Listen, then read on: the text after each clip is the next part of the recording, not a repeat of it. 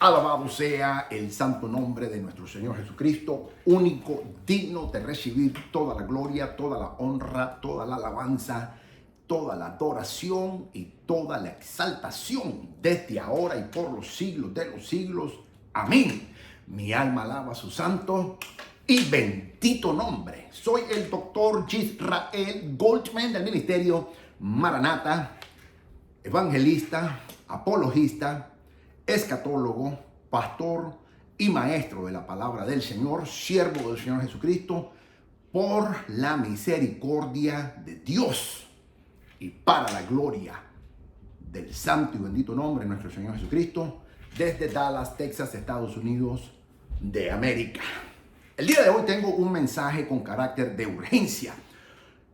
Anoche, mientras me estaba bañando, como normalmente lo hago todas las noches antes de irme a acostar, aproximadamente a las 10 de la noche, me habló el Espíritu Santo, me habló el Señor y me dijo, tan audiblemente como tú me estás escuchando a mí ahora mismo, la venida del Señor se aproxima. Así me dijo el Señor, la venida del Señor se aproxima. Eso significa Maranata, Cristo viene. Pero el Señor me lo dijo anoche a las 10:20 de la noche. La venida del Señor se aproxima. Y yo lo recibí en mi espíritu con un carácter de suma urgencia. Por tal razón, cambié el estudio. Porque reconozco que el Espíritu Santo me está hablando. Y el mandato de Dios es que cambie el estudio. Y aunque me tocaba dar la tercera parte del estudio que estábamos recién empezado, había dado 2 enseñanzas, iba a dar la tercera enseñanza, Dios y el dinero. Pero luego de esta palabra que recibí anoche, el Señor verdaderamente puso un carácter de urgencia en todo mi ser, en mi espíritu, en mi alma y aún en mi cuerpo. Y pasé meditando toda la noche con respecto a esa palabra que Dios me dio. Y eso es bien claro para mí. Eso significa evangelismo, evangeliza, gana gente, ganemos gente, evangelicemos, traigamos el evangelio a las naciones. Y por esa razón he decidido, luego de que el Señor me confirma, aún en el servicio de la mañana, en una poderosa unción que tuvimos, donde el Señor me predica, me toca y me vuelve a hablar el Señor y me dice, el Señor está contigo, me dijeron, lleva el evangelio a las naciones. Y lo reconfirmo una vez más. Por tal razón, mis amados, cambié el estudio. Y hoy en día vamos a iniciar un estudio exhaustivo de evangelismo. Evangelismo. Y van a ser 12 estudios que vamos a ver por 12 semanas para la gloria de Dios, en donde te voy a estar enseñando cómo evangelizar. Los cristianos no evangelizan por 2 razones. Uno, porque tienen miedo. ¿Pero tienen miedo de qué? De no decirle a la gente de Cristo. Bueno, algunos. Pero yo creo dentro de mi corazón, no necesariamente. Yo creo que los cristianos no evangelizan porque el miedo que se conoce, número 1, es el miedo a lo desconocido. Y no saben cómo evangelizar. Las iglesias se habla de que evangelicemos, ganemos almas para Cristo, pero no se equipa, no se enseña, no se entrena, no se educa a los cristianos, a los hermanos. ¿Por qué? Porque la mayoría de los pastores no son evangelistas. Ellos mismos ni siquiera ganan muchas almas para Cristo. La mayoría de ellos, así de sencillo. Entonces, ¿cómo te van a evangelizar en un área que es desconocida para ellos? Entonces, si en evangelismo tú quieres ser entrenado y educado y enseñado, necesitas un verdadero evangelista con la unción del Espíritu Santo en el liderazgo de evangelismo. Alguien que verdaderamente haya estado en el campo. Yo siempre digo que estar en el mundo es como una jungla. Y por eso yo digo que yo soy un tigre, porque a mí Dios me ha tirado a esa jungla para evangelizar y ganar almas para Cristo. Y si tú no eres un tigre en el Señor, verdaderamente, literalmente hablando, te devoran nosotros, los lobos que están ahí. Pero el lobo nunca persigue a un tigre. El tigre es el felino más grande y más poderoso, aún más grande que el león, aún más fuerte que el león. El león podrá ser el rey de la selva, pero el tigre es el rey de la jungla. Y yo me considero un tigre espiritual para la gloria de Dios. No de balde, fui un hombre que Dios me sacó del mundo. Yo estoy aquí única y la razón por la que yo estoy aquí, no porque haya sido buena cosa. Yo estoy aquí por la misericordia del Señor Jesucristo. Si no fuera por Él, yo no estaría aquí, pero al Señor le plació que yo esté aquí. Y por su misericordia, yo estoy aquí. No porque yo me lo haya ganado, no porque yo sea tremenda cosa, no porque yo siempre toda mi vida me he guardado para el Señor. No, mi hermano, yo fui en un tiempo más mundano que el mismo diablo, prácticamente. Pero el Señor tuvo misericordia de mí y me lavó con su sangre, y aún después que lo traicioné y me regreso al judaísmo, el Señor me vuelve a alcanzar, y por su misericordia yo estoy aquí, y toda la gloria es para mi amado Señor Jesucristo, porque solamente Él se la merece. Yo absolutamente un siervo inútil soy, y le doy la gloria al Señor, que al Señor le place. Pero el Señor me usó. El ministerio mío es evangelístico. Como evangelista, el Señor me ha mandado a varias naciones, pero me ha mandado a lugares en donde un pastor entra y sale muerto. Es más, no entra. A mí el Señor, el Espíritu Santo, me ha mandado a lugares en donde ni la policía entra. Y cuando entran 20 patrullas de un solo, ni siquiera una. Así de tan terrible es la zona. Y el Señor me ha mandado muchas veces. Y me ha mandado de las 12 de la noche hasta las 3, 4 de la mañana y fines de semanas.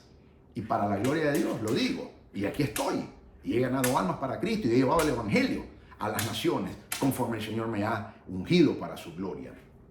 Entonces, yo tengo un ardiente deseo en mi corazón por llevar el Evangelio a las naciones. Y ese es el verdadero ministerio. Yo soy evangelista y soy maestro. Ahora Dios quiere que sea pastor una vez más. Gloria a Jesús. Ya fui pastor anteriormente y ahora Dios me está volviendo a poner en el pastorado. Pero nunca voy a renunciar al evangelismo ni tampoco al ministerio de maestro que soy. Es una promoción nueva que Dios me está dando para la gloria de su nombre y que yo tomé el valor y retomé lo que hace 26 años había dejado por cobarde. Pero la misericordia de Dios me alcanza nuevamente. Así que yo te voy a enseñar lo que Dios me ha enseñado, lo que yo he estudiado, lo que a mí Dios me ha capacitado, lo que a mí Dios me ha educado, lo que a mí Dios me ha revelado en todo lo que tiene que ver con el evangelismo, para que tú seas un evangelista, una evangelista eficiente, con la unción del Espíritu Santo y que ganes almas para Cristo. Y te voy a estar equipando durante estas 12 semanas que voy a estar comenzando con el día de hoy. La enseñanza número 1 de este seminario de evangelismo la he titulado El propósito de Dios. En otras palabras, ¿cuál es el propósito del evangelismo? Es el propósito de Dios, así de sencillo. Y te voy a ir enseñando a través de las Sagradas Escrituras qué es lo que verdaderamente es lo que a Dios le interesa. ¿Cuál es la agenda de Dios? No la de los hombres. La agenda de Dios, no la agenda de la iglesia. Aunque técnicamente, y la Biblia nos ordena la iglesia, en que la agenda es evangelización. Esa es la agenda de la iglesia. Sin embargo, hoy en día la iglesia tiene 100 tipos de agenda y no aparece la evangelización. Y si acaso aparece, es el último espacio y súper reducido. Pero eso no es correcto. No es lo que las Sagradas Escrituras nos mandan a hacer en la agenda de la iglesia. Pero sí es la agenda de Dios. En el corazón de Dios, el número 1 que hay, el propósito número 1 de Dios se llama evangelización, que es traer el evangelio de nuestro Señor Jesucristo como salvación para una humanidad perdida que va directo al infierno si no se arrepienten. Y tú y yo somos responsables delante de Dios para llevar ese evangelio. Se nos ha ordenado, no es opcional, es obligatorio para que tú sepas. Y ahora te lo voy a llevar con las Sagradas Escrituras. Y yo quiero que oremos ahora mismo. Padre, en el nombre de Jesús, te pido, Señor amado, que nos unjas, Espíritu Santo, y nos enseñe lo que es este hermoso, bello, precioso ministerio de evangelismo. Y yo te pido que todos los hombres, todas las mujeres que están viendo ahora mismo esta enseñanza conmigo aquí, el Ministerio Maranata, en los medios sociales, la plataforma del Ministerio Maranata, Señor amado, que reciban una unción de tu Espíritu Santo y que se hagan verdaderos evangelistas eficientes y que ganen almas para la gloria de tu santo nombre, en el nombre de Jesús. Sé que muchos de ellos tienen el deseo en su corazón, sé que muchos de ellos desean ardientemente, pero no saben. Y ahora, Señor, con tu ayuda lo voy a hacer, con tu unción lo voy a hacer, y con la dirección de tu Espíritu Santo lo voy a hacer, lo voy a enseñar, lo voy a instruir, lo voy a educar a tu cuerpo, a tu amada iglesia, en el nombre de Jesús, en el área de evangelismo. Así que hoy comenzamos esta nueva jornada de estudios de aprendizaje, seminario de evangelismo.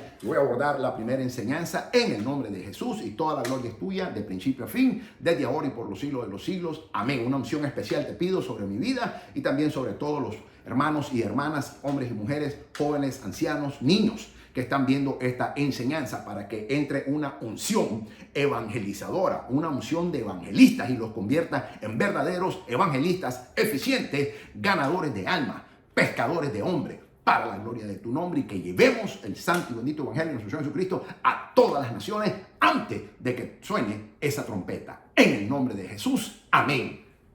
Amado, la palabra fue clara anoche que el Señor me dio. La venida del Señor se aproxima. Hay un mensaje de alerta que Dios me dio y yo tomo con absoluta seriedad, con temor y temblor, esa palabra que Dios me dio, y por eso cambié el estudio y ahora mismo vamos a comenzar a enmarcarnos en esta fascinante jornada de aprendizaje de evangelismo para que tú y yo evangelicemos a las naciones y llevemos el evangelio de nuestro Señor Jesucristo a las naciones, a todo el mundo, en el nombre de Jesús, bajo la unción del Espíritu Santo, y que seamos eficientes y estratégicos como evangelistas y que evangelicemos a las naciones para la gloria de Dios en el nombre de Jesucristo, bajo la unción del Espíritu Santo. Amén. Mis amados, voy a abordar 12 enseñanzas. Esta es la primera enseñanza, el propósito de Dios. ¿Cuál es el propósito de Dios? La evangelización, ese es el propósito de Dios. Mira lo que le dijo el Señor Jesucristo. En los principales propósitos de nuestra vida es proclamar el propósito de tu vida y de la mía, el propósito de la iglesia de Jesucristo, el único propósito de tu vida y la mía, y el único propósito de la iglesia de nuestro Señor Jesucristo es uno, es proclamar el evangelio de nuestro Señor Jesucristo. Mateo capítulo 28, del versículo 18 al 20, que se conoce como la Gran Comisión. A ti y a mí y a todos los hombres, a todos los que nos llamamos cristianos, a todos los que hemos creído en el Señor Jesucristo, a todos los que hemos nacido de nuevo, a todos los que hemos sido lavados, redimidos y santificados por la sangre de nuestro Señor Jesucristo, se nos exige, y no es opcional. Tampoco hay un término medio en donde, o neutro, en donde sí o no y no hay ningún problema. Es una obligación, para que tú lo sepas, que Dios nos ha dado a todos y cada uno de nosotros, y daremos cuenta por eso, para que lo sepas. Eso lo podemos ver claramente en Mateo capítulo 28 del versículo 18 al 20. Mira lo que le dijo el Señor Jesucristo. Y Jesús se acercó y les habló diciendo: toda potestad me es dada en el cielo y en la tierra. Por tanto, id y haced no miembros, dice, y hacer discípulos. Las iglesias hacen miembros, pero no hacen discípulos, y ese es un problema. La ordenanza de Dios, el mandato de Dios es que vayamos, por tanto, id y hacer discípulos a todas las naciones, bautizándolos en el nombre del Padre y del Hijo y del Espíritu Santo, enseñándoles, por eso que tenemos que ser maestros, porque tenemos que enseñar, enseñándoles que guarden todas las cosas. No dice algunas, no dice la que les gusta, no dice la mayoría, dicen todas las cosas que os he mandado. ¿Quién? El Señor Jesucristo. Y he aquí, yo estoy con vosotros todos los días hasta el fin del mundo. Aquí te acabo de revelar 3 verdades fundamentales. Número 1, Dios nos manda a todas las naciones, a todos los que hemos creído en Él.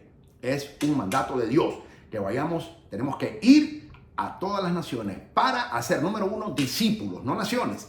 La iglesia necesita tener discípulos, no miembros. Entonces, nos manda a ser discípulos, no miembros. Las iglesias están llenas de miembros y hoy en día hay clase de membresía, pero no discipulado. Las iglesias tienen muchos miembros, pero no tienen discípulos. Los pastores se esmeran en ganar miembros, pero no discípulos. Pero esa no es la orden de Dios. La orden de Dios que nos da al liderazgo es que, y a todo el pueblo de Dios, es que vayamos por todo el mundo a hacer, mira que dice hacer discípulos a todas las naciones, bautizándolos en el nombre del Padre y del Hijo y del Espíritu Santo. Esa es la primera enseñanza que te quiero dar.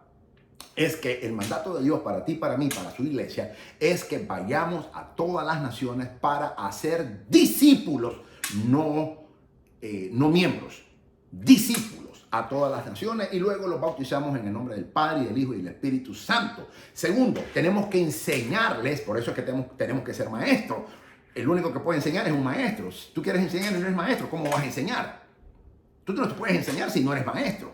Tú tienes que entrenar. Y yo, más adelante le voy a orar a Dios que te voy a dar un seminario de cómo hacerte un verdadero maestro bíblico según las Sagradas Escrituras para que puedas enseñar. Hoy en día las iglesias están llenas de personas que se creen maestros, se llaman maestros, pero no saben nada.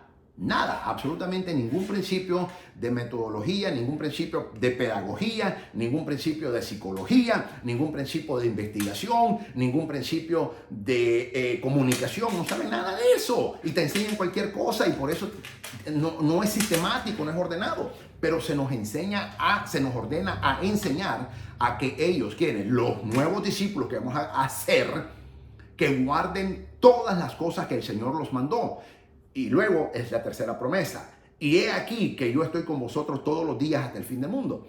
La única manera en que el Señor va a estar contigo y conmigo hasta el fin del mundo es cuando tú y yo, número uno, estamos yendo a ser discípulos a las naciones. Número dos, los estamos bautizando en el nombre del Padre, el Hijo y el Espíritu Santo. Número tres, les estamos enseñando a que guarden todas las enseñanzas y los mandatos que nuestro Señor Jesucristo nos ha dado.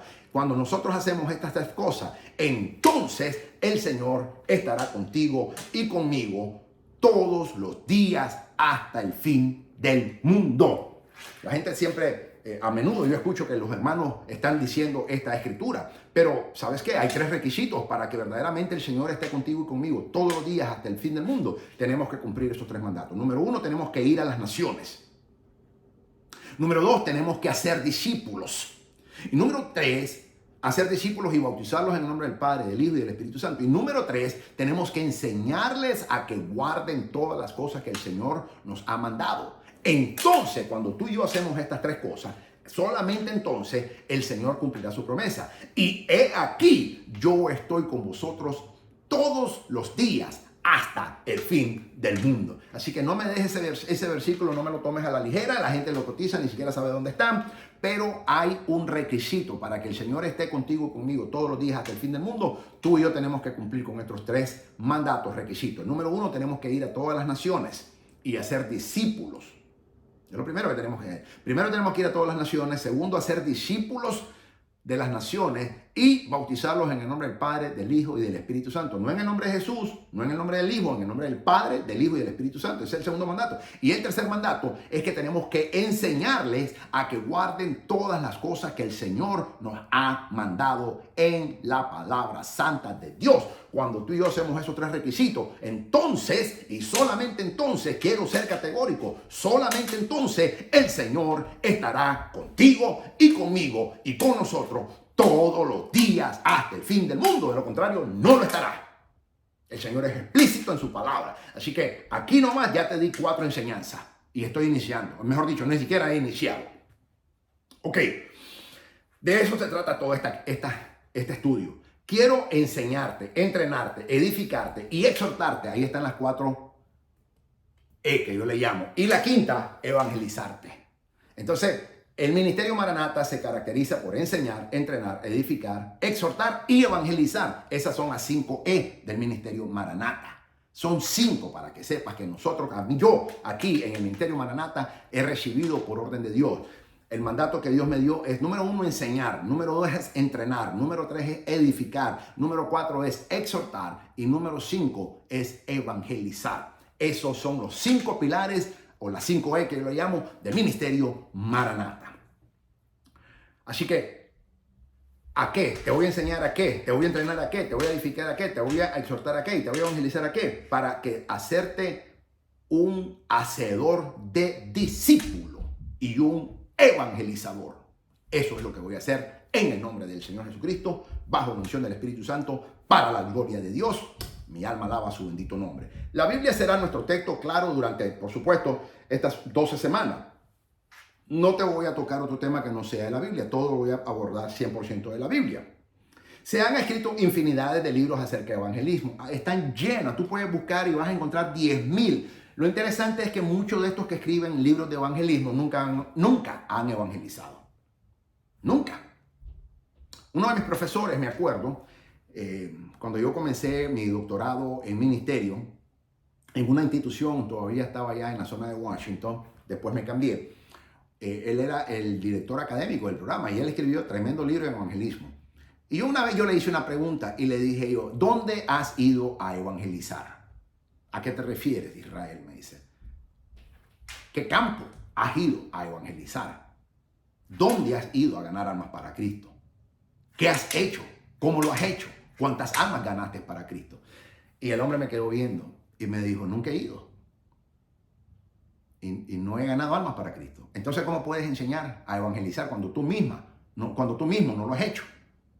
Y el hombre me dice, me acabas de dar una tremenda enseñanza. Y tú eres mi alumno, pero ahora mismo me acabas de enseñar. Y de eso se trata. Muchos de estos autores que han escrito infinidades de libros de evangelismo, nunca han evangelizado, nunca. Entonces, ¿cómo enseñar lo que no saben, lo que ellos mismos no han hecho? De manera académica, eso cualquiera lo puede hacer. Pero se necesita no solamente la manera académica, se necesita también la manera práctica, en donde estos hombres o esas mujeres que han escrito y esos autores estén en el campo misionero, estén ganando almas para Cristo, estén levantando obras para la gloria de Dios, estén plantando iglesias, estén verdaderamente haciendo la obra evangelizadora. Pero la gran mayoría de ellos, no digo todos, pero la gran mayoría de ellos no lo ha hecho. Todo es un conocimiento teórico, pero no práctico, y necesitamos ambas. Yo te voy a enseñar las dos en el nombre de Jesús, para la gloria del Señor. Ok. Entonces se han escrito infinidades, pero creemos que Dios nos ha hablado en su palabra y que ella nos prepara para toda buena obra, incluyendo el evangelismo. Dice 2 de Timoteo capítulo 3, versículos 16 y 17. Creemos que Dios nos ha hablado anoche. Una vez más me habló el Señor y me dijo, la venida del Señor se aproxima. Un mensaje de alerta, de seriedad. Un mensaje que tomo con temor y temblor. Yo he tenido 2 sueños en donde el Señor me ha mostrado el harpazo, el arrebatamiento. 2 he tenido. El año pasado me lo dio el Señor.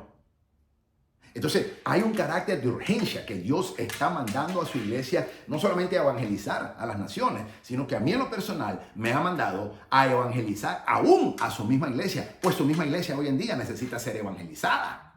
Entonces, mis amados, tenemos que estar conscientes de esta realidad. Y así nos enseña que creemos que Dios nos ha hablado en su palabra y que ella nos prepara para toda buena obra. Por supuesto, iniciando como e incluyendo el evangelismo, 2 Timoteo 3, 16, 17.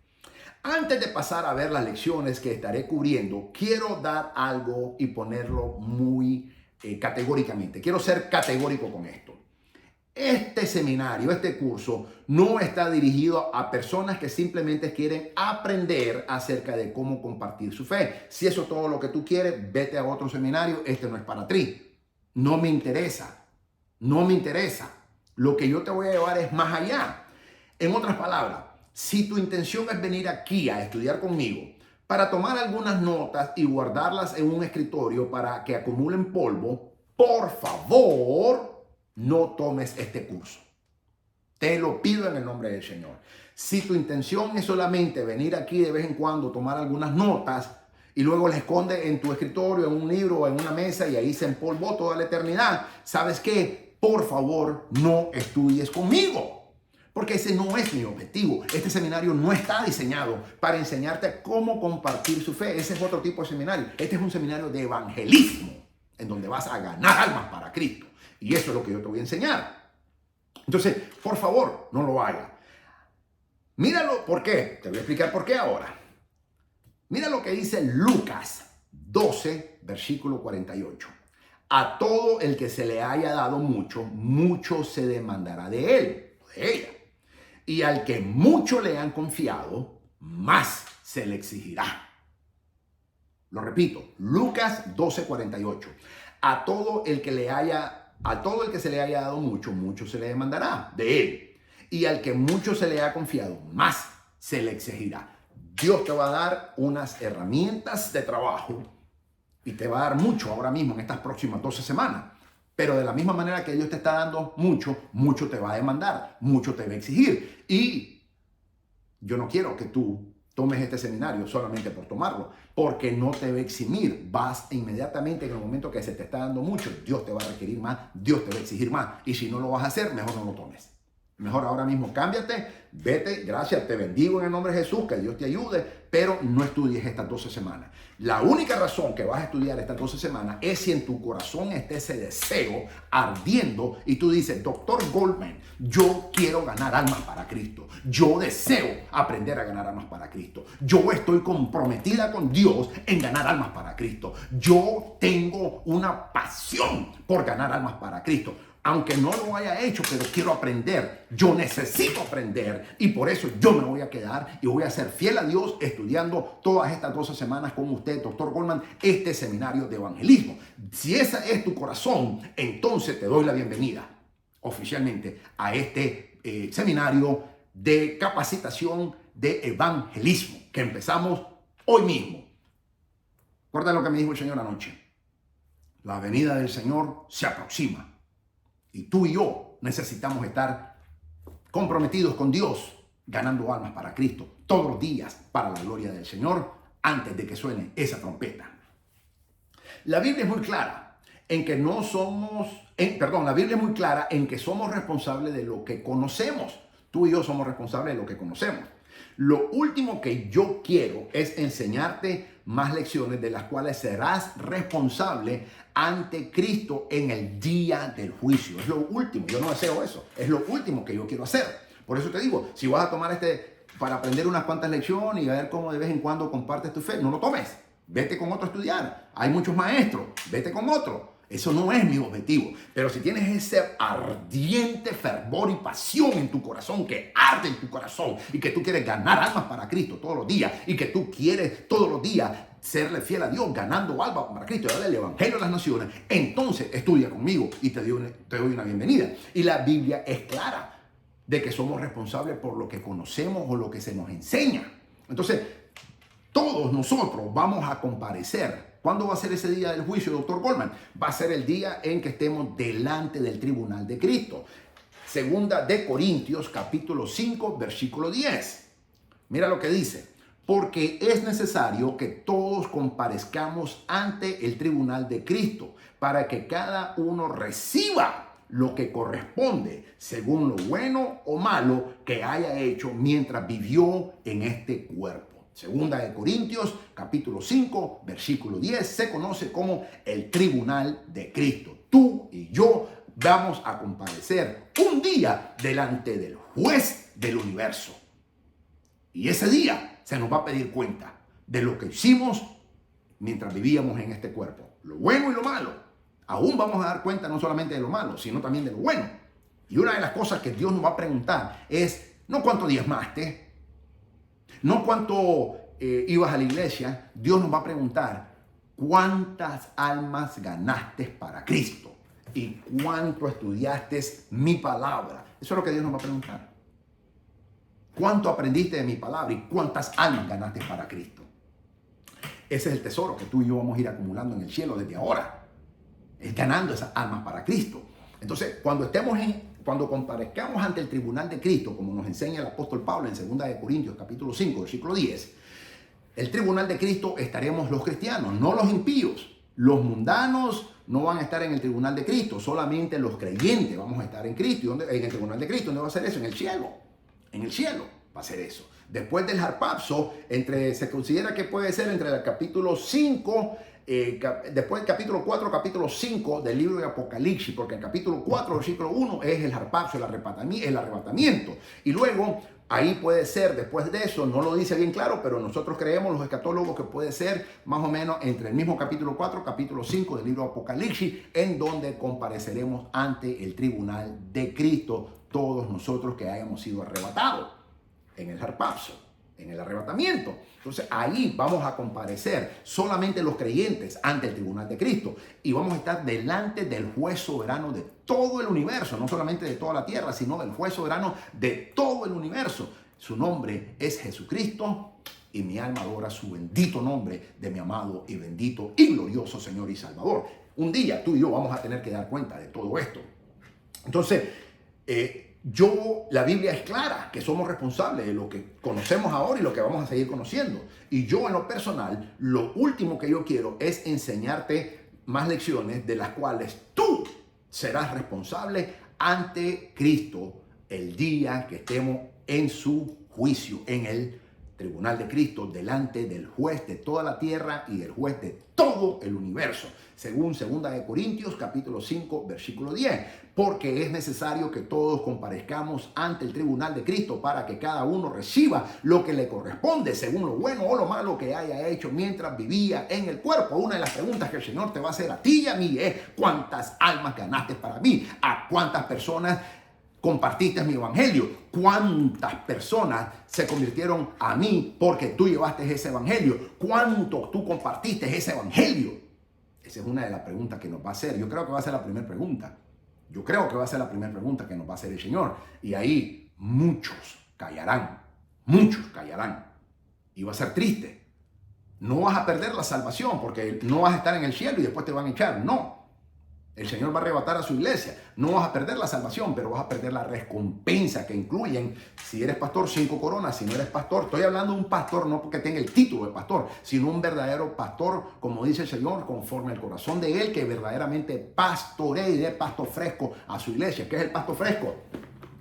Palabra de Dios viva y eficiente. Eso me refiero. Eso es lo que el Señor quiere decir. Y si no lo estás haciendo, entonces hay 4 coronas que vamos a recibir, o los que no son pastores, y 5 que vamos a recibir los que verdaderamente estamos pastoreando, dando pasto fresco a sus ovejas ese día.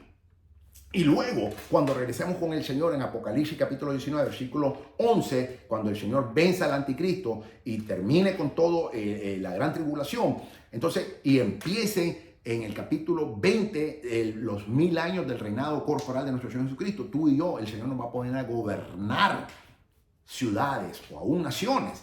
Ahí, dependiendo del resultado que suceda en el tribunal de Cristo, conforme el Señor nos haya encontrado fieles a Él. Entonces, esto es algo muy serio, mis amados.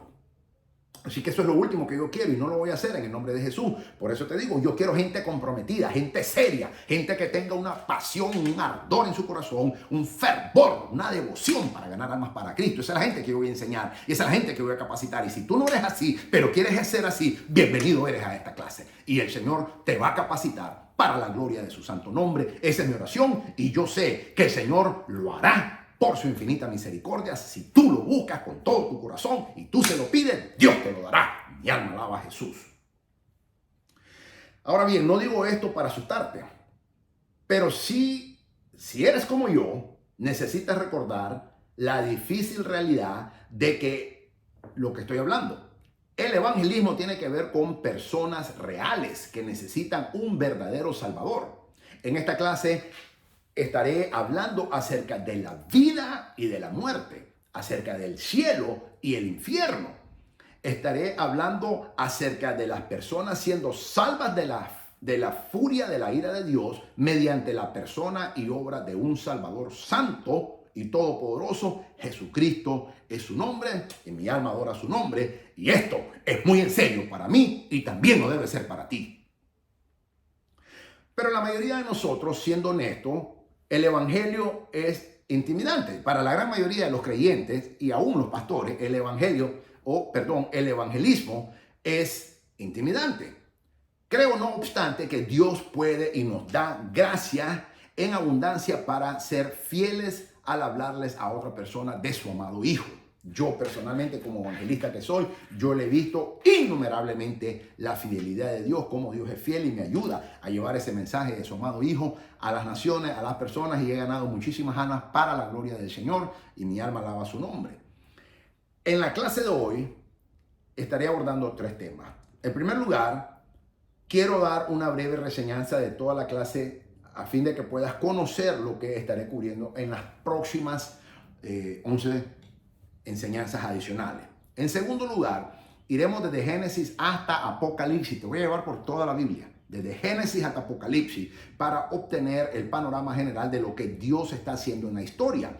Pasaré la mayor parte del tiempo el día de hoy viendo algunos aspectos en Génesis. En tercer lugar, resaltaré varias implicaciones acerca del evangelismo que revisitaré a lo largo de este semestre, le llamo yo, o estas próximas 12 semanas. Número 1, la reseña. Cuando abordo el tema del evangelismo, hay numerosas áreas que podría discutir, Pero en esta clase he seleccionado lecciones que considero más importantes y también algunas más prácticas en la segunda mitad. Con quizás vamos a tener que abordar algunos otros autores que voy a traer, pero vamos a ver. Ok, número 1. Título y descripción. La enseñanza 1 es: ¿te interesa lo que a Dios le interesa? O sea, ¿te interesa el propósito de Dios del evangelismo? Te estoy preguntando, ¿te interesa lo que a Dios te interesa? El evangelismo y el propósito de Dios en la historia. Esa es la enseñanza número 1, la de hoy. La próxima será: ¿cuál es nuestro papel en el evangelismo? La soberanía de Dios y la responsabilidad tuya y mía, del hombre. La tercera será: ¿qué es el evangelio? La definición de la verdad que salva a los pecadores. La cuarta será: ¿y a ti qué te pasó?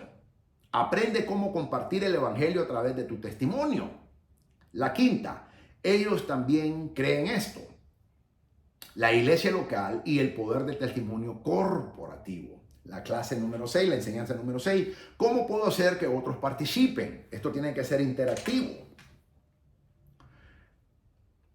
El discipulado de otros en el evangelismo. Ahora mismo yo te estoy discipulando en el evangelismo para que tú participes del evangelismo. Enseñanza 7. ¿Y si me rechazan? Y ese es el mayor temor que tienen las personas, los cristianos, y por eso no evangelizan. ¿Y si me rechazan? Rechazo, seguimiento y el miedo del hombre. Por eso no lo hacen, porque tienen temor de que los rechacen y les da miedo. Y tú posiblemente te estás caracterizando y te estás identificando con esto. 8. Este es otro temor, pero ¿y si preguntan? Respuestas a objeciones contra el evangelio. Te voy a dar estrategia de cómo responder. No es lo que dices, es cómo respondes. Y yo te voy a dar enseñanza y estrategias cómo responder. La clase número 9, ¿cómo puedo empezar? Sé intencional y estratégico en el evangelismo. La 10, ¿cómo puedo compartir el evangelio con mis familiares, amigos y compañeros de trabajo? La enseñanza 11, ¿cómo puedo compartir el evangelio con católicos? La clase número 12, ¿cómo puedo compartir el evangelio con musulmanes o de otras religiones? Ok, ahí te puse ya en perspectiva las 12 enseñanzas que te voy a estar llevando en este semestre. El punto número 2, el panorama general de las escrituras. Ve conmigo a Génesis 1:1. En el principio creó Dios los cielos y la tierra. ¿Alguna vez te has preguntado por qué Dios estaba supuestamente solo? ¿Estaba Dios aburrido? ¿Por qué Dios creó a la creación? ¿Será que Dios estaba aburrido? ¿No tenía más nada que hacer? ¿Necesitaba compañía? Por supuesto que no. En una ocasión yo escuché a un predicador explicar que un día, que Dios, según este predicador, un día Dios se sintió solo, por eso creó al hombre, para poder tener a alguien a quien amar. Eso es totalmente absurdo, ridículo. Es triste a la vez, porque está poniendo a un Dios pobre, y Dios no es pobre. Pienso que una de las mejores formas de responder a la pregunta de por qué Dios creó es hacer la pregunta, ¿quién? O sea, no por qué, sino quién. ¿Quién qué? ¿Quién es este Dios que creó? Es lo más interesante. Eso es lo que la humanidad quiere saber. ¿Quién es este Dios? Entonces, dime cuando leemos la Biblia, ¿a quién vemos que Dios se revela? ¿Cuáles son las características de Dios?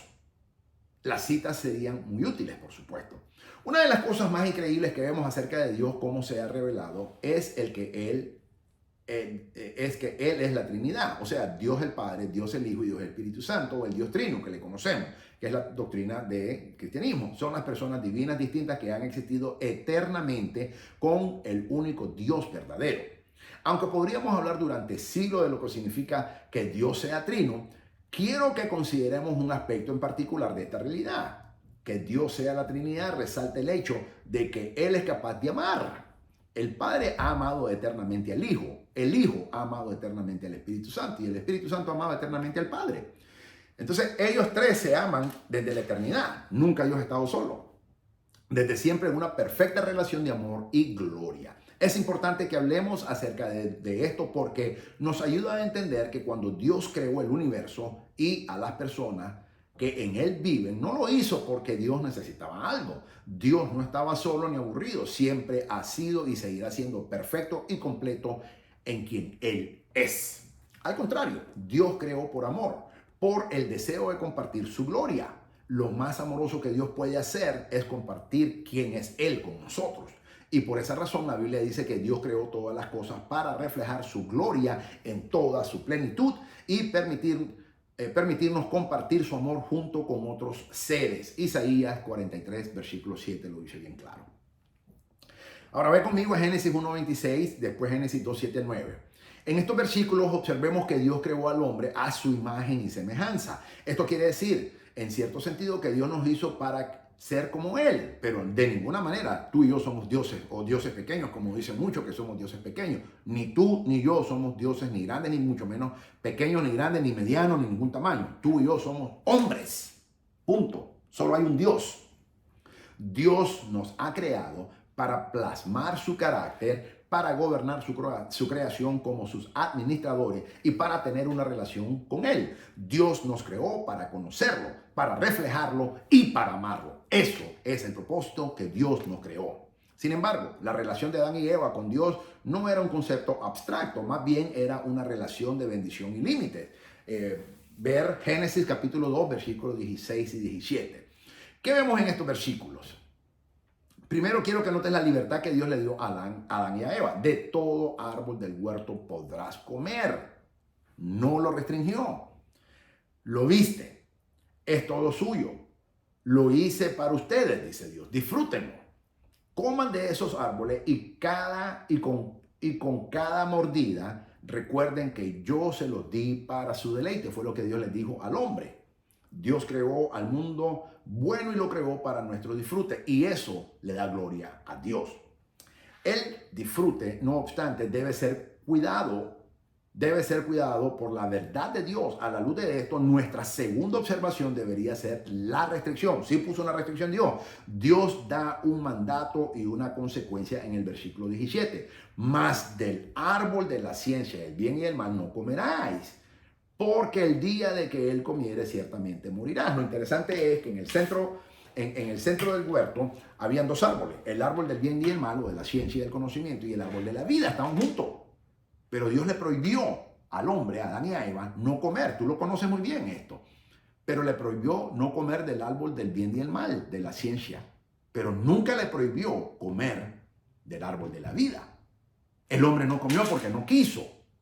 Así es sencillo, como tampoco el hombre es santo porque no quiere, porque ya Dios proveyó la salvación a través de nuestro Señor y Salvador Jesucristo, que pagó el precio en la cruz del Calvario por ti y por mí, cosa que Dios promete desde Génesis capítulo 3, versículo 15, ahí lo promete Dios a la humanidad. Dios es santo, Él es santo, santo, santo, 3 veces santo es su nombre, y mi alma lo adora. Si el hombre se rebelara contra Él, Él lo juzgaría. El hombre fue creado para conocerlo, disfrutarlo y adorar a Dios. Para eso tú y yo y la creación, nosotros, los seres humanos, para eso fuimos creados, para conocer a Dios, para disfrutar a Dios y para adorar a Dios. Para conocer a Dios, para adorar a Dios y para disfrutar a Dios. Esos son los 3 objetivos que Dios nos creó. Al hacer esto, el hombre glorifica a Dios. Antes de avanzar, quiero que vamos a Génesis capítulo 2, versículo 25. Puedes imaginar esto.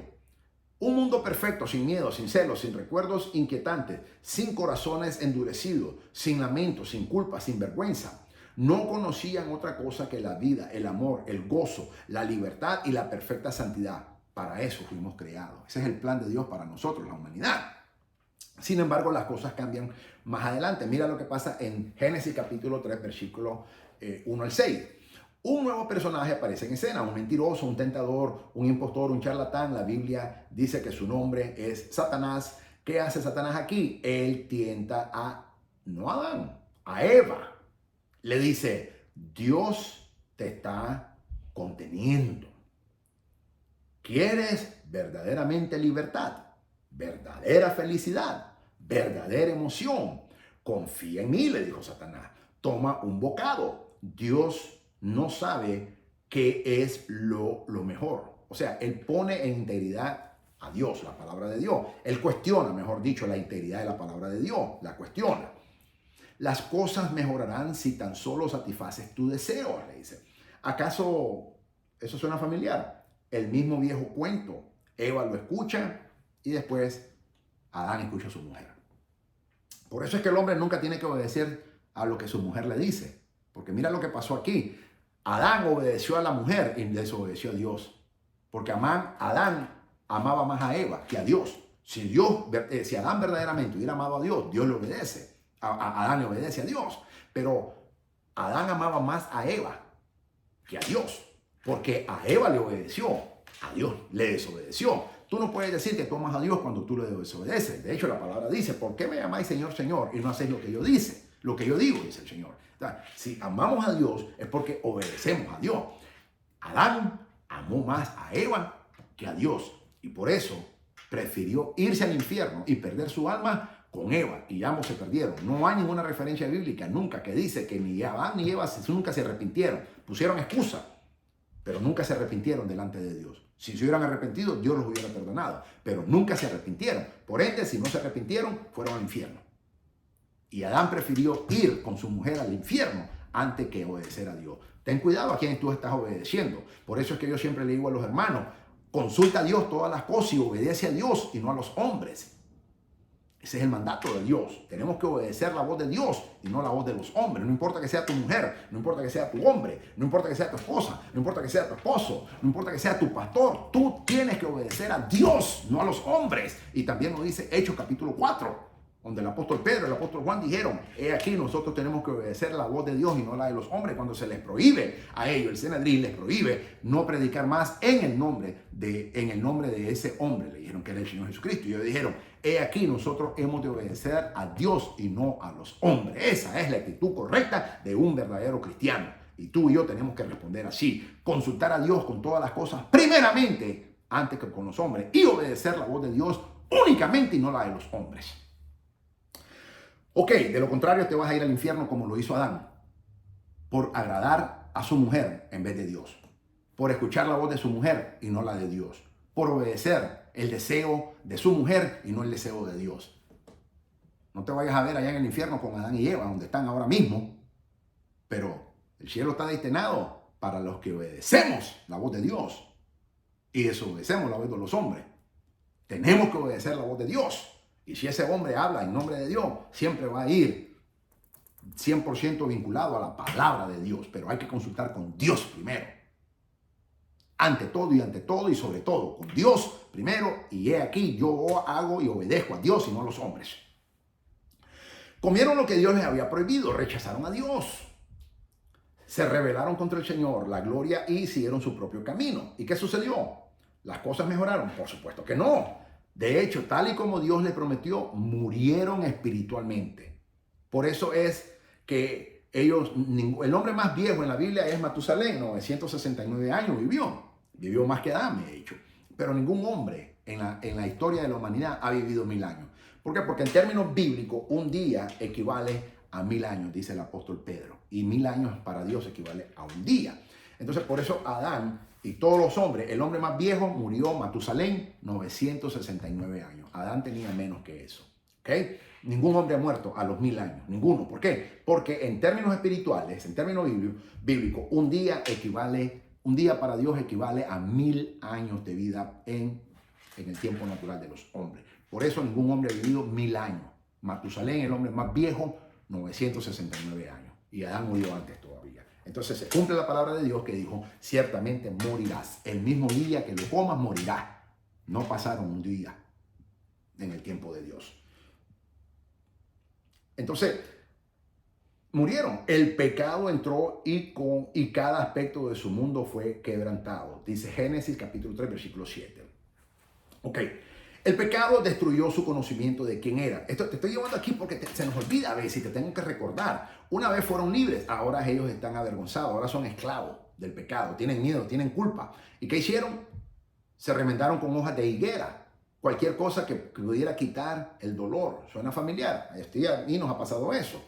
Es lo mismo que a veces nos sucede a nosotros. El pecado nos ha confundido y ahora nos escabullimos con hojas de higuera que parecen a carros relacionados pecaminosamente, logros, cualquier cosa que pudiera adornar el dolor es lo que andamos buscando. Pero la destrucción del pecado no para. ¿Por qué? Porque la paga del pecado es muerte, dice la Biblia. Mas la dádiva de Dios es vida en Cristo Jesús. Ok, Génesis 3:8. Estos con algunos son de los versículos más tristes de la Biblia. Pero ahora mira lo que pasa. Vamos a ir más adelante ahora. Génesis 3. 14 al 19. En estos versículos Dios responde a la rebelión del hombre, proclamando una maldición triple sobre Satanás, la mujer y el hombre. A Satanás sobre su vientre andarás. Según muchos teólogos y eruditos, se cree de que la serpiente en tiempos en el Edén, de la creación, algunos dicen que volaban, otros dicen que caminaba, pero nunca se arrastraba. Nunca. Entonces Dios la maldice y de ese momento la serpiente comienza a arrastrarse. Yo sí creo que volaba. Yo personalmente creo que ella volaba. ¿Ok? Y lo interesante es que en Isaías 66, cuando habla del nuevo cielo y la nueva tierra que hace Dios, todo se restituye, pero la serpiente se sigue arrastrando. Eso es interesante. Que todo Dios lo restaura, todo Dios lo restituye en el cielo nuevo y en la tierra nueva. Pero dice que la serpiente se sigue arrastrando. La maldición en la serpiente nunca la va a quitar Dios. Quita la maldición al mundo, quita la maldición al hombre, quita la maldición a la mujer, pero a la serpiente la maldición le queda por toda la eternidad. A Satanás le dice, sobre tu vientre andarás y polvo comerás. A la mujer le dice, dolor en el parto le dio Dios y lucha en tu rol. Y al hombre le dijo, dolor en el trabajo, espinas y cardos producirá la tierra. A toda la humanidad morirá. Y por ellos, nuestros padres, morimos en el pecado. Sin embargo, observa que Dios no solo los maldice. Y mira, una vez una persona me dice que Dios nunca maldice. ¿Cómo no? Dios maldijo a la serpiente, Dios maldijo a Eva, Dios maldijo a Adán. Y están también aún a la creación, la maldijo Dios. Y estamos todavía bajo esa maldición de Dios. ¿Hasta qué? Hasta que ya se cumpla el cielo nuevo y la tierra nueva. Es Apocalipsis capítulo 20, después cuando ya vengamos en ese, bueno, mejor dicho, 21, es cuando ya comienza. En el 21, pero después de los 1000 años del reinado corporal de Jesucristo de paz, entonces después baja un cielo nuevo, una tierra nueva, Dios hace un cielo nuevo, Dios hace una tierra nueva, dice Apocalipsis capítulo 21. Así que falta mucho todavía, seguimos bajo esa maldición todavía. Pero Dios hace una promesa. A pesar que Dios maldice a la serpiente, al hombre, a la mujer y aún a su creación, Dios también hace una promesa de bendición. Una promesa que seguirá el curso de la historia y la esperanza del mundo. Génesis 3:15. Cuando maldice a la serpiente, Dios le dice, y pondré enemistad entre ti y la mujer, y entre tu simiente y la simiente suya. Esta te herirá en la cabeza y tú le herirás en el calcañar. Por eso es que Satanás influye en la vida de Caín para que mate a Abel, su hermano. Porque Satanás no sabe si es Caín o si era Abel. Pero luego que mira el corazón de Caín, sabe que no puede ser Caín porque era perverso. Pero mira el corazón de Abel y dice, este puede ser el que me va a destruir. Y por eso Satanás engaña y vierte veneno en el corazón de Caín para que mate a su hermano Abel. Bueno, sabemos lo que la Biblia dice. Después, nace muchos años después, nace un tercer hijo que se llama Set. Pero también Adán y Eva tuvieron muchas hijas mujeres. Es más, muchos eruditos creen que Adán y Eva tuvieron más de 70 hijos e hijas, para que tú sepas. Muchos eruditos, pero la Biblia habla de 3 solamente. Caín, Abel y después Set. Habla 3 solamente. Pero nosotros sabemos de que Adán y Eva tuvieron muchos hijos, porque Dios los dijo que multiplicaran. Ellos tenían una capacidad. Eva daba luz, paría hijos como nada. Y Adán, aquellos era, a pesar que habían caído en el pecado, pero Dios los había bendecido y les había dado orden que se fructificaran. Entonces muchos eruditos creen de que Adán y Eva tuvieron más de 70, quizás más de 80 hijos. Algunos llegan hasta 100 a creer eso, es probable. No tenemos un número exacto, pero sí sabemos que definitivamente fueron más de 3. Solo se menciona Caín, Abel y Set, pero no se mencionan los nombres de las hijas. Por eso es que cuando Caín se va huyendo después que Dios lo condena, dice que se lleva a su mujer. ¿Quién era esa mujer si no había más hijos? Solamente los hijos de Adán y Eva. Pues era una hija de él, de Adán y Eva. Era su hermana. Era su hermana. Hay mucha gente que pregunta, pero doctor Goldman, ¿cómo es eso de que Caín se llevó? ¿De dónde salió la mujer de Caín? Pues de la misma casa de él. Era hija de Adán y Eva. En otras palabras, era hermana de Caín. Porque ya habían nacido. Pero la Biblia no menciona los nombres de las mujeres. solamente mencionan 3, pero ellos tuvieron muchísimos hijos, para que tú sepas. Y estas son cosas que dice, pero es que la Biblia no lo dice, es cierto, la Torá no lo menciona, solo menciona 3. Pero por eso es que ahí es donde tenemos que ir al Mitra, y ahí es donde los rabinos nos interpretan la palabra hermenéuticamente, y sabemos de que sí tuvieron más hijos. Sabemos eso. Y por eso es que se cree que tuvieron más de 70 hijos. Ok, entonces en ese momento Dios da la promesa y dice de que la simiente o la semilla de la mujer, un hijo de la mujer, va a vencer al enemigo. Dios da la promesa de que un hombre vendrá, será herido o lastimado por la serpiente, pero que al final él aplastará su cabeza. Dios promete enviar un libertador, uno que hará frente al enemigo y lo derrotará, pero que en el proceso él mismo será herido. ¿Suena familiar? Eso es llamado el protoevangelio o antes del evangelio. La primera proclamación, se puede decir, del evangelio. Ahí ya Dios anuncia el evangelio, para que tú sepas. Génesis capítulo 3, versículo 15. Después de esta promesa, Dios les da una imagen para ayudarles a recordar la promesa. Vamos a Génesis 3:21.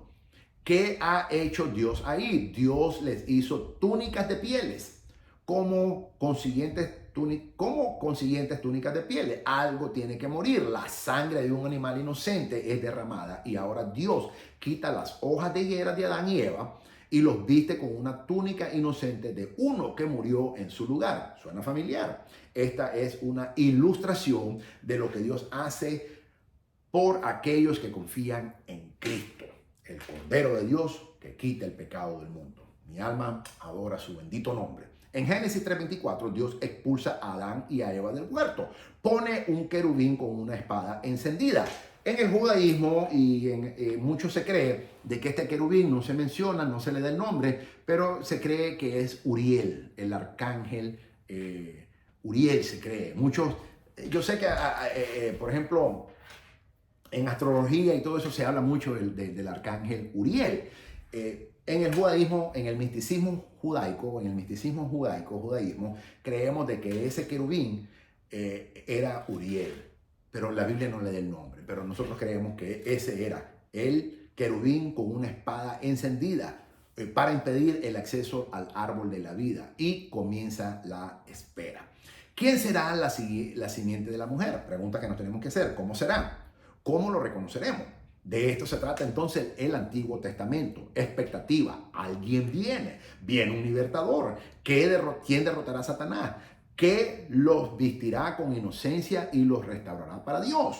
Pero, ¿quién vendrá? ¿Quién será este Cordero inocente? Génesis 5. Enumera nombre tras nombre como una agenda telefónica hasta un hombre llamado Noé, cuyo nombre significa descanso. Entonces, el lector se pregunta, ¿será Noé quien dará descanso al mundo manchado del pecado? No en forma definitiva, pero recibimos otra representación de Cristo. Dios prometió que se avecinaba un diluvio y que cualquiera que entrara en el arca con fe pasaría por el juicio y sería llevado a un nuevo mundo. ¿Suena familiar? Después del diluvio, la rebelión del hombre continuó y construyeron una torre donde buscaban exaltarse hasta los cielos para su propia gloria. ¿Qué hizo Dios? Los juzgó y los esparció confundiendo sus lenguas y sin dirección. Pero en medio de esta oscuridad, Dios llamó a un hombre llamado Abraham, por medio del cual nacería la nación de Israel. Dios bendiga a mi nación, Israel. Él prometió a Abraham que sería bendecido y que a través de sus descendientes, todo el mundo también lo sería. De aquí podemos entender que la simiente de la mujer, la simiente prometida, sería un descendiente de nuestro padre Abraham. Desde ese momento la historia de Israel es así. Nos mudamos a Egipto por causa de una hambruna de la cual Dios nos liberó. Nos convertimos en esclavos bajo las órdenes de un malvado faraón, del cual Dios nos liberó por medio de un siervo, un hombre llamado Moisés. Uno de los últimos actos de liberación llegó cuando Dios llamó a la nación a derramar la sangre de un cordero inocente y untarla en los marcos de la puerta como testimonio de su fe en la promesa de Dios de pasar por alto su pecado y no juzgarlo. Quienes lo hicieron, vivimos, y quienes no, murieron. y perdieron a su primer hijo, a su primogénito en ese juicio. Seguido de esto, Dios milagrosamente nos guió a través del Mar Rojo y hasta un lugar llamado Monte Sinaí. Allí Dios nos dio a nosotros, a Israel, su ley, a nosotros su pueblo, para que conociéramos quién es Él y cómo Él exige que nosotros vivamos. En vista de que Dios sabía que no cumpliríamos la ley perfectamente, proveyó un sistema sacrificial mediante el cual un sacerdote ofrecía un cordero inocente como un acto de fe de que Dios pasaría por altos los pecados. Ahora bien, sabemos que por el Nuevo Testamento, según Hebreos capítulo 9, versículo 10, que estas ofrendas eran simples sombras que apuntaban a un sacrificio superior que habría de venir. Tenía la intención de causar anticipación año tras año, animales y sangres ofrecidas y oraciones. En el transcurso, Israel nos rebelamos nuevamente, constantemente, y Dios trataba con nosotros por nuestro pecado, pero nunca se olvidó ni nos abandonó de nosotros. Nunca se olvidó de Israel, ni mucho menos nos abandonó. En cambio, Dios nos hizo más promesa y nos dio más de su misericordia. En los días de Samuel, nosotros, Israel, pedimos un rey para ser igual al resto de las naciones. 1 Samuel capítulo 8. Luego de haber recibido a un rey malvado, Dios promete levantar a un rey conforme a su corazón. Rey David, todo el mundo lo conoce. Promete que sería un rey del linaje después de Dios, quien tendría una casa, un trono y un reino que nunca se acabaría. Segunda de Samuel capítulo 7, versículo 12 al 13. Dios también promete a su pueblo que este rey eterno nacería de una virgen. Isaías capítulo 7, versículo 14. En Belén, Miqueas capítulo 5, versículo 2, que haría milagros. Isaías 35, versículos 5 y 6, y que finalmente sería un siervo sufriente que sería herido por nuestras rebeliones, molido por nuestros pecados. Isaías capítulo 52, versículo 12, Isaías 53, versículo 12. Dios anunció todo esto para despertar la fe en nosotros, su pueblo, para que confiáramos que Él traería a esta simiente de la mujer que aplastaría la cabeza de la serpiente o Satanás. Esa es básicamente el Antiguo Testamento en pocas palabras. Te lo puse en perspectiva. Dios dando pacientemente promesas a sus hijos para que esperáramos con expectativa su cumplimiento. ¿De dónde, o mejor dicho, dónde está nuestro Salvador? ¿Dónde está el nacido de una mujer? ¿Dónde está el nacido de Abraham? ¿Dónde está el rey nacido de David? ¿Dónde está nuestro sumo sacerdote? ¿Dónde está el último cordero? Bueno, entonces en la plenitud de los tiempos, Dios entregó el nacimiento de su amado y unigénito Hijo Jesucristo a María en la ciudad de Belén. Miles de años de promesas habían hecho eco de ese fatídico día en el huerto del Edén y finalmente se cumplieron. El Señor Jesucristo vino y vivió una vida santa y perfecta. Realizó grandes milagros. Proclamó el reino de Dios y la esperanza para aquellos que se arrepintieran y creyeran en Él. Pero en lugar de abrazar a nuestro Señor Jesucristo como nuestro Señor, los líderes nuestros religiosos en el judaísmo de la época ordenaron que fuera ejecutado. Y así fue. El Señor Jesucristo, el santo y unigénito Hijo de Dios, fue abandonado por aquellos a los que Él vino a salvar. Fue traicionado, arrestado, burlado, golpeado, fue crucificado. En ese momento toda la historia quedó totalmente clara. Años atrás, en un huerto, la humanidad había fallado porque le había dado la espalda a Dios para probar de un árbol. El primer pecado se llamó lujuria. Ese fue el primer pecado. El pecado que tuvo Eva fue lujuria.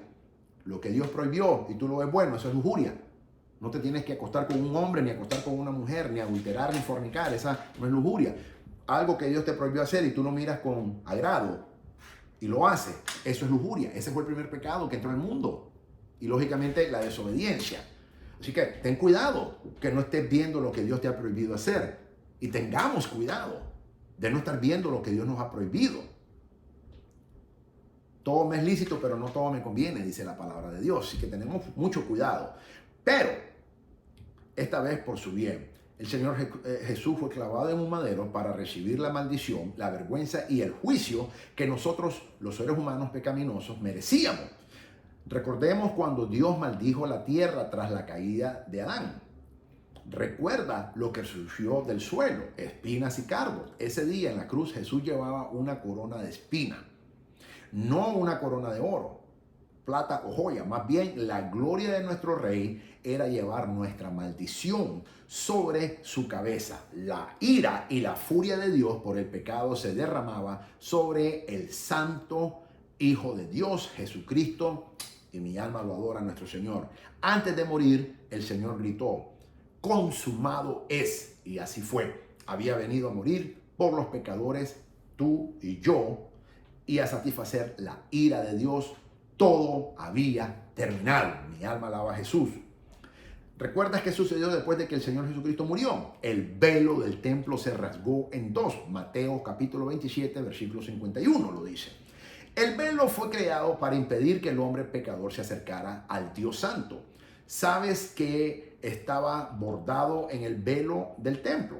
Éxodo 26:31 nos dice que eran querubines. ¿Recuerdas cuando Adán y Eva fueron expulsados del huerto? Lo que Dios puso para apartarlos del árbol de la vida. Un querubín con una espada. A través de la muerte de Cristo, ahora tú y yo, la humanidad, tenemos acceso libre al lugar donde está Dios. Nada ni nadie nos puede impedir y no hay que pagar ni un solo centavo. Mi alma alaba al Señor Jesucristo por su bendito sacrificio. A través de su muerte se rompe el velo, se quita la espada y nuevamente podemos conocer a nuestro Dios y Creador. Mi alma alaba su nombre.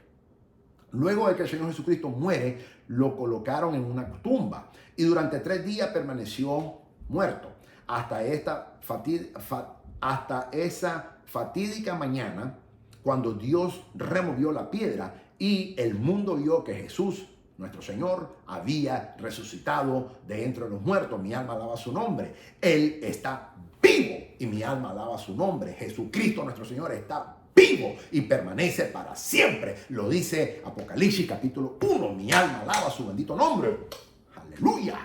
Eso nos tiene que dar gozo.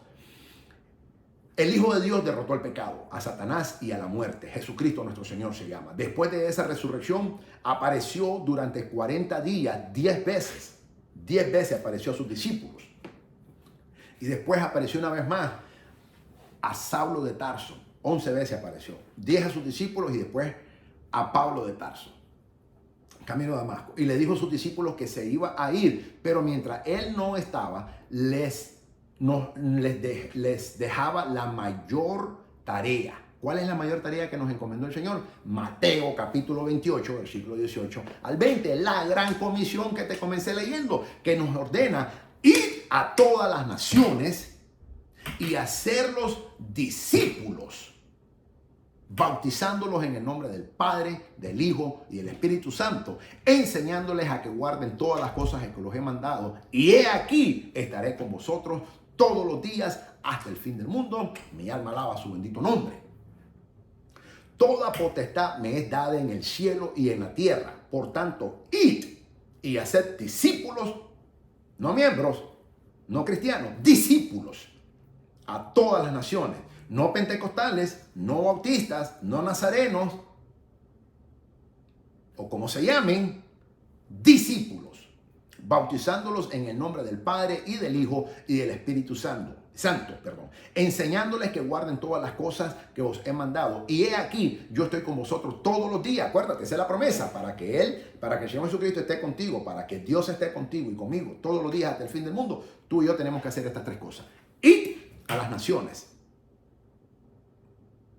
Hacer discípulos a las naciones, bautizarlos en el nombre del Padre, en el nombre del Hijo y en el nombre del Espíritu Santo, y enseñarles a que guarden todas las cosas que el Señor nos mandó en su palabra. Esas son las 3 cosas que tú y yo tenemos que hacer, y cuando tú y yo las cumplimos, entonces y solamente entonces Dios estará contigo y conmigo todos los días hasta el fin del mundo. De lo contrario, no lo esperes, que no va a estar contigo. Es verdad que Dios es omnisciente, es verdad que Dios es omnipotente, es verdad que Dios es omnipresente, pero eso no significa que Él va a estar a tu favor todos los días. a menos que tú y yo estemos haciendo. O sea, cuando tú y yo estamos comprometidos haciendo la obra evangelizadora, entonces Dios se compromete. Cuando tú y yo nos comprometemos con Dios en hacer la obra evangelizadora de Mateo capítulo 28, versículo 18 al 20, entonces Dios se compromete a estar contigo y conmigo todos los días hasta el fin del mundo. Ese es el acuerdo. Pero si tú no haces tu parte, tampoco Dios hará su parte. Y es por eso que tú y yo tenemos que evangelizar y tenemos que ser evangelizadores y ganar almas para Cristo, haciendo los discípulos. Tenemos que ir a las naciones, tenemos que hacer los discípulos, bautizarlos en el nombre del Padre, del Hijo y del Espíritu Santo, no solamente en el nombre del Hijo. Hoy en día muchas iglesias solo bautizan en el nombre del Hijo y eso no es correcto, bíblicamente, teológicamente es incorrecto. El Señor Jesucristo da orden que nos tenemos que bautizar en el nombre del Padre, en el nombre del Hijo y en el nombre del Espíritu Santo. Y luego la tercera función es que tenemos que enseñarles a que guarden todas las órdenes, la ley de Cristo. Ya no los sacrificios de las 613 leyes o enseñanzas que nosotros le llamamos leyes mosaicas, en la ley mosaica, 613. Ya muchas de ellas no se están cumpliendo. ¿Por qué? Porque no tenemos templo. Y como no tenemos templo, ya no se están haciendo sacrificios en Israel. Entonces, aproximadamente las 613, tenemos que cumplir más o menos unas 335 los judíos. Aproximadamente. ¿Ok? Pero luego tenemos los cristianos la ley de Cristo. Y la ley de Cristo, en mi opinión teológica, es mucho más severa que la ley mosaica, para que tú sepas. Porque en la ley mosaica se dice que si tú te acostabas con una mujer y tú adulterabas o fornicabas, entonces era digno de muerte. Pero en la ley de Cristo dice que si tú la codicias, tu ojo la mira y la codicia en tu corazón, no te tienes que acostar con ella. Ya adulteraste, ya pecaste, dice. En la ley de mosaica dice que si nosotros matábamos a nuestro hermano, éramos dignos de muerte. La ley de Cristo dice que si tú y yo nos enojamos con nuestro hermano o hablamos mal de nuestro hermano, ya lo asesinamos, dice. Entonces, la ley de Cristo nos condena más todavía. Es mucho más severa.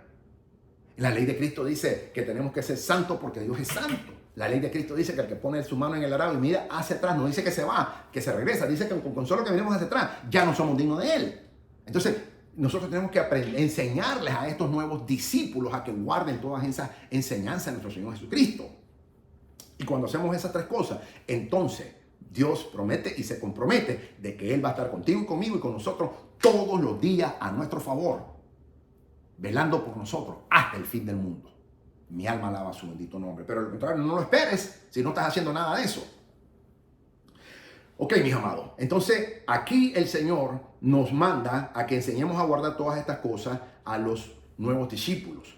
He aquí, dice, yo estaré con vosotros todos los días hasta el fin del mundo. Después de decir estas palabras, que son paralelas a las de Hechos capítulo 1, versículo 8, ascendió a la diestra del Padre, donde ahora intercede por ti y por mí como nuestro sumo sacerdote. El día de Pentecostés llegó 10 días después de la ascensión del Señor Jesucristo. En ese día Dios dio el Espíritu Santo a sus discípulos. Después de eso, llevaron ellos el evangelio a los confines de la tierra, llamando a las personas a que se arrepintieran y creyeran en Jesús, nuestro Señor. Hoy en día no se hace ese llamado. Hoy en día se le dice a la gente que es una prédica comprometedora. Los pastores, muchos pastores predican con miedo. Muchos pastores dicen, bueno, yo no le voy a pedir a nadie que venga aquí al frente y quiera aceptar de Cristo. Ahí la vi sentado y no levante ni la mano, hablo en secreto. ¿Qué arrepentimiento es ese? La Biblia dice que el que se avergüenza del Señor Jesucristo delante de los hombres, Él se avergonzará de Él delante de Dios y de sus santos ángeles. Pero el que no se avergüenza de Él delante de los hombres, tampoco Él se avergonzará de ese hombre o esa mujer delante de Dios y de sus santos ángeles. Por eso yo creo en hacer el llamado al altar público. No podemos comprometernos. Entonces, ese mensaje, ese es el verdadero evangelio. No es un evangelio cómodo como se vende hoy en día en la televisión y en muchas iglesias, lamentablemente. El verdadero evangelio es arrepiéntete de tus pecados, renuncia de él y confiesa a Jesucristo públicamente delante de Dios y de los hombres y entonces serás salvo. Ese es el verdadero evangelio. Pero hoy en día vemos un evangelio muy acomodado. Eso fue lo que hicieron los discípulos después que fueron bautizados con el Espíritu Santo. Y el Señor prometió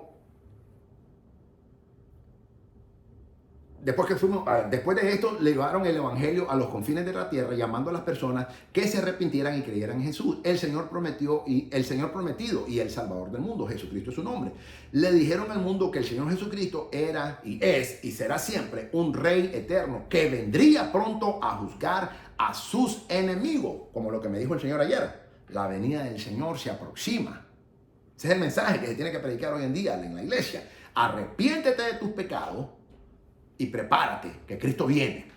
Pero lamentablemente la iglesia tal vez estará predicando la primera parte, arrepiéntete, pero muy acomodada, pero no prepárate que Cristo viene. Y ese es tan importante y quizás aún más hoy en día, porque un poquito más y el que ha de venir vendrá y no tardará, dice Hebreos 10:37. Se mantuvieron fieles al mensaje del evangelio y por el padecimiento y por él padecieron persecuciones, aflicciones, sufrimiento y aún el gozo de ver a muchos confiar en Cristo dando su propia vida. Por eso tú y yo estamos aquí, por la misericordia de Dios y por esos hombres y mujeres que entregaron sus vidas, fueron devorados por bestias, por leones, quemados vivos, decapitados, horrendas muertes que les dio el Imperio Romano. Primero comenzaron los judíos haciéndolo y luego terminó con el Imperio Romano. Verdaderamente fueron los que lo hicieron eso, ¿ok? Esto es lo que ha estado sucediendo durante estos últimos 2000 años de historia. Esto se llama eclesiología, la historia de la iglesia. Los seguidores de Cristo han estado entregando sus vidas para proclamar las buenas noticias de que Dios salva a los pecadores que confían en Cristo. ¿Tú estás entregando tu vida por Cristo? No, aquí en Estados Unidos se vive súper cómodo. Pero cuando tú estás en China, cuando tú estás en el Medio Oriente, cuando tú estás en países que es prohibido predicar el evangelio y te echan preso o te matan, entonces tú estás entregando tu vida. Pero aquí vivimos súper cómodo. Aquí el que no predica es porque no quiere, es porque es un cobarde, es porque es un miedoso, es porque es un acomodado. Y tú y yo no podemos ser así. Aquí no hay excusa, mis amados. Pero recuerda lo que dice la palabra: al que más se le da, más se le requiere. Y ahí tenemos que estar conscientes de eso nosotros, que Dios nos va a pedir mucho aquí en Estados Unidos y en muchos de los países donde hay una libertad para predicar el evangelio. Y si no lo estás haciendo, no tienes excusa.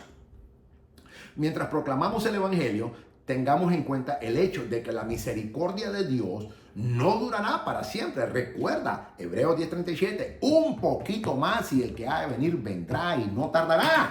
Un poquito más. Ok, doctor Goldman, llevamos 2000 años, con mucha más razón. Si lleváramos un año, 10 años o 100 años, ok, pero ya llevamos 2000 años. Ya se está terminando la dispensación de la gracia del Señor. Un poquito más y el que ha de venir vendrá y no tardará. Por eso es que tú y yo tenemos que esforzarnos y hacer de nuestra vida un constante compromiso delante de Dios para llevar el mensaje de evangelización a las naciones y ganar almas para Cristo y hacerlos discípulos y bautizarlos en el nombre del Padre, el Hijo y el Espíritu Santo y enseñarles a que guarden todas las enseñanzas del Señor Jesucristo. Eso es lo que tú y yo estamos obligados a hacer. La iglesia está obligada a hacer eso. Ese es el verdadero evangelismo. Recordemos que en el evangelio, la misericordia, mientras estamos predicando el evangelio, recordemos que la misericordia de Dios no durará para siempre. ¿Por qué? Porque Él prometió, el Señor Jesucristo promete la tribulación y la gran tribulación que vendrá. La promete. Llegará un día en que el Señor Jesucristo regresará. Juan capítulo 14 lo dice. 1 Tesalonicenses capítulo 4, 17 lo dice, 16 al 18. Primera de Corintios 15, 51 lo dice. Y por supuesto, Apocalipsis capítulo 4, versículo 1 lo dicen bien claro. Y llamará a todas las personas a rendir cuentas. Él juzgará a los vivos y a los muertos. Él es el juez soberano de todo el universo. Ve conmigo rápidamente Apocalipsis capítulo 19, versículo 11 al 16. El Señor Jesús viene a juzgar al mundo, a los vivos que están ahí ya juzgó a la iglesia en el tribunal de Cristo. Apocalipsis entre el capítulo 4 y el capítulo 5, después del harpazo, después del arrebatamiento. Apocalipsis capítulo 4, versículo 1. Ahora viene a juzgar a los vivos. Apocalipsis capítulo 19, versículo 11 al 16. Jesús viene a juzgar al mundo. Ahora, Apocalipsis 20, 11 al 15. Viene un día de juicio. Pasa Apocalipsis capítulo 21, versículo 1 al 6. Ahora ahí va a juzgar a los vivos y a los muertos, va a juzgar. Y luego vamos a Apocalipsis capítulo 22, versículo 1 al 4. Está juzgando, el Señor Jesucristo juzga a los vivos y a los muertos. Y lo divide en esas 4 etapas que te acabo de mencionar. puedes ver dónde terminamos. Estamos de vuelta en el Edén ahora. En el capítulo 22 del libro de Apocalipsis es la eternidad. ¿Ok? El Apocalipsis 19 termina el milenio, termina la gran tribulación y empezamos el milenio o los 1000 años de gobierno corporal de Cristo, Apocalipsis capítulo 20. Ese viene siendo ya el 8º milenio. Luego Apocalipsis 21 empieza, baja cielo nuevo, tierra nueva. Y en el capítulo 22 es la eternidad ya, ¿ok?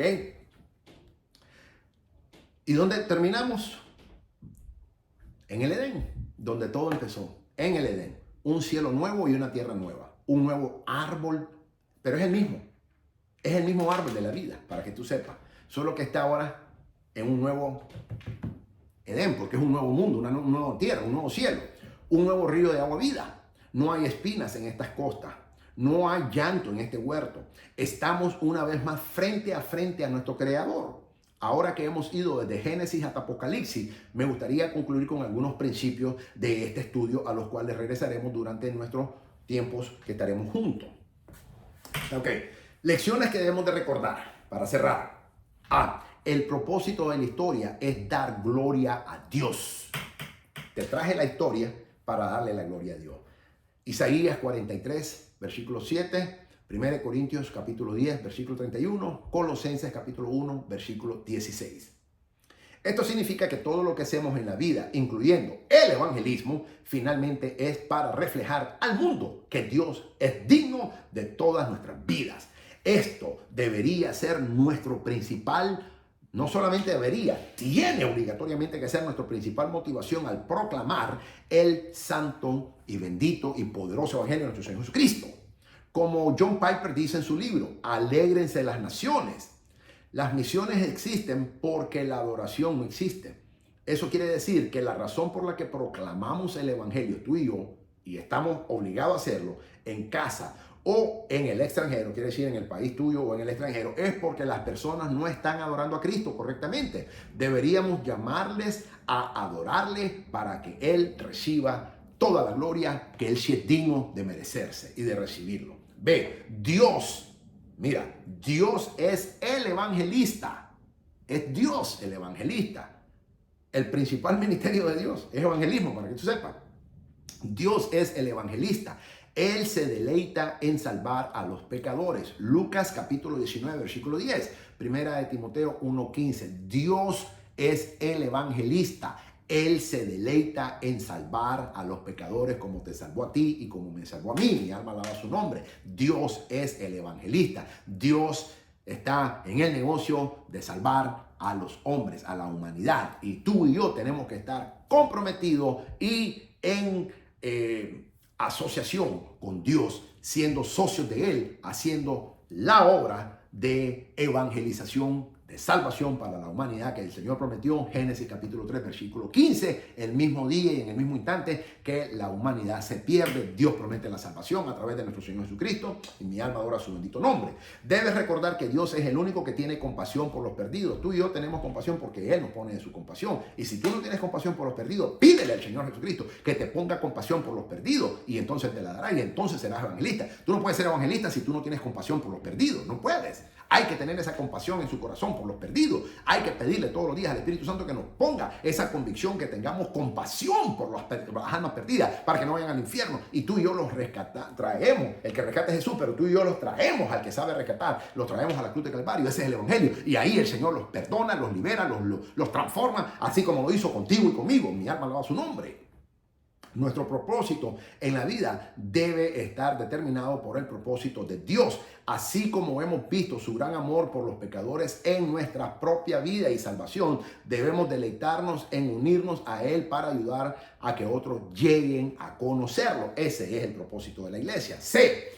Se nos ha encomendado el honor y la responsabilidad de proclamar el evangelio. Mateo capítulo 4, versículo 19, Mateo capítulo 28, versículo 18 al 20, Hechos capítulo 1, versículo 7 al 8, Segunda de Corintios capítulo 5, versículo 16 al 21 y Segunda de Timoteo capítulo 4, versículo 5. Es un honor y privilegio predicar el evangelio de nuestro Señor Jesucristo. El evangelismo no es una opción para el creyente. es un mandato y una obligación, una responsabilidad. También es un honor predicar el santo y bendito evangelio de nuestro Señor Jesucristo. Tenemos la privilegiada posesión de presentar a las personas, al Rey de Reyes y al Señor de Señores, al Dios único y soberano. Jesucristo es su nombre y el único Salvador, y mi alma adora y bendice su bendito nombre. Ok, mis amados, de esa manera he concluido esta primera enseñanza y tengo tareas para ti. Anota cuáles son las tareas, son 3. Oh sí, hay tareas. Cada semana te daré algunas asignaciones para ayudarte a crecer durante la semana y a preparar mejor para que seas un evangelista fiel y eficiente. Número 1, tienes que orar. Ora, a orar toda la semana. Número 1, ¿qué vas a orar?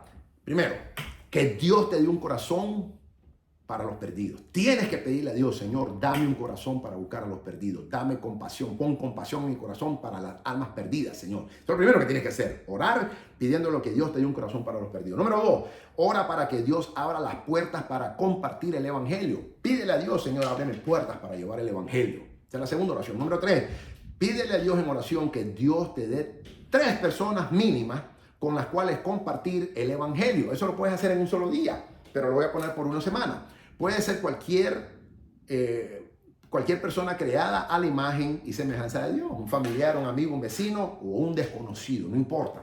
3 personas. Esas son tus tareas. Esas son las asignaciones que te estoy dejando. Orar. 1, ora a Dios que te dé un corazón, una pasión en tu corazón por los perdidos. Número 2, ora para que Dios te abra puertas para compartir el evangelio. Número 3, ora para que Dios te dé mínimo 3 personas en una semana.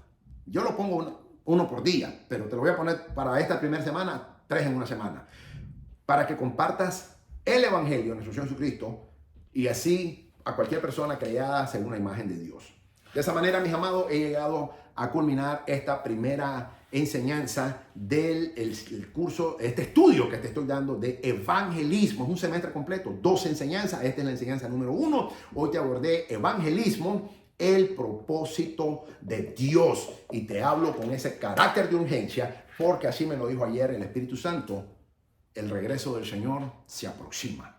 Eso lo tenemos que tomar con temor y temblor y ser eficientes como evangelizadores y evangelistas que somos. Yo te declaro en el nombre de Jesús, por la palabra de Dios, porque es el mandato de Dios, no es porque yo lo esté declarando, es porque Dios lo desea y Dios lo ordena, de que tú eres un evangelista, ganadora de almas, hacedor de discípulos, y que llevas el evangelio de nuestro Señor Jesucristo a todas las naciones y haces discípulos y los bautizas en nombre del Padre, el Hijo y el Espíritu Santo, y les enseña a que guarden los mandatos de nuestro Señor Jesucristo según Mateo capítulo 28, versículo 18 al 20. Que el Señor te bendiga, que el Señor te guarde, que el Señor resplandezca su santo, divino y misericordioso y precioso, bello rostro sobre tu vida y lo tuyo desde ahora. Y recuerda, cuando hacemos esas 3 cosas, esos 3 requisitos, vamos a las naciones. No tienes que ir a montarte en un avión. Dios trae a las personas, todo el mundo. Son vecinos tuyos, trabajan contigo, ya están ahí, no tienes que ir a ninguna parte.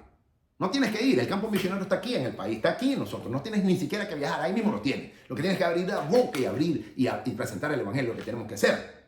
Número 2, tenemos que hacer discípulos de esas naciones y bautizarlos en el nombre del Padre, el Hijo y el Espíritu Santo. Y número 3, tenemos que enseñarles a que guarden las ordenanzas de la palabra de Dios, nuestro Señor Jesucristo, según las sagradas y divinas escrituras. Y cuando tú y yo hacemos esas cosas, entonces nos comprometemos con Dios. Ahora Dios se compromete en estar contigo y conmigo a favor nuestro todos los días hasta el fin del mundo. Mi alma alaba su bendito nombre. Soy el doctor Israel Goldman del Ministerio Maranata, evangelista, apologista, escatólogo, pastor, maestro de la palabra de Dios, siervo del Señor Jesucristo, por la misericordia de Dios, para la gloria de Dios, desde Dallas, Texas, del Ministerio Maranata, desde Dallas, Texas, Estados Unidos de América. Que el Señor te bendiga, que el Señor te guarde y nos veremos muy pronto. Y tienes esas 3 asignaturas, mínimo 3 almas tienes que ganar para Cristo en el nombre de Jesús en esta semana. El Señor te bendice, el Señor te va a dar la gracia, el Señor te va a dar la unción y en el nombre de Jesús lo decretamos y lo decretamos. Hecho está en el nombre de Jesús para la gloria del Señor Jesucristo. Que el Señor te bendiga, Maranata. El Señor viene pronto y tú y yo nos esforzamos en llevar su santo y bendito evangelio a las naciones. Y como me dijo el Señor anoche, la venida del Señor se aproxima. Bendito sea su nombre, que nos encuentre siervos fieles, sirviéndole al Señor, llevando su santo y bendito evangelio. Gloria al santo nombre de Jesús.